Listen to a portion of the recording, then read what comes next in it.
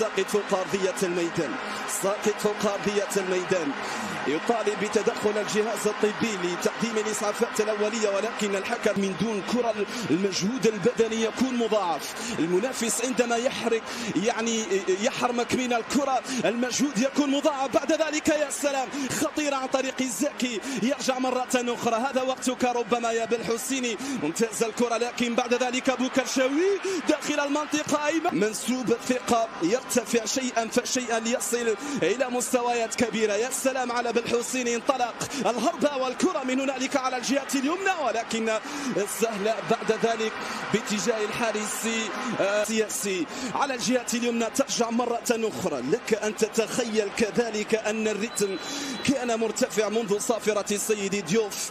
لك أن تتخيل كذلك أن الكرة اليمنى كرة ممتازة داخل المنطقة، ولا شوف عادت كل عناصر منتخب أوغندا إلى الخلف. الخوف مما هو قادم. مزيان يا مزيان، بعد أخرى قادمة هذه الكرة ممتازة. زكي، مزيان يا مزيان في القائمة الثانية، ولكن لا زالت داخل المنطقة، ثم بعد ذلك مرت إلى خارج أرضية الميدان.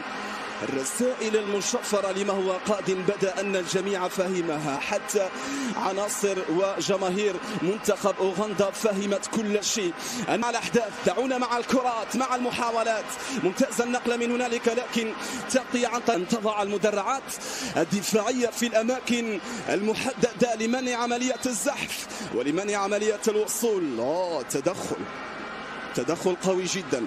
بالسلامة لرضا. بعد ذلك ممتازة الكرة والنقلة باتجاه زكي دراوي على الجهة اليمنى بعيدة. زكريا دراوي، النقلة على الجهة اليمنى بالمقاس. يا سلام على الكنترول، يا سلام يا بالحسيني، واحدة من لمساتك. ممتازة الكرة لكنها بعيدة يا زكي، بعيدة يا دراوي، نعم بعيدة على رضا حلايمية. سارت إلى خارج الملعب طبعا.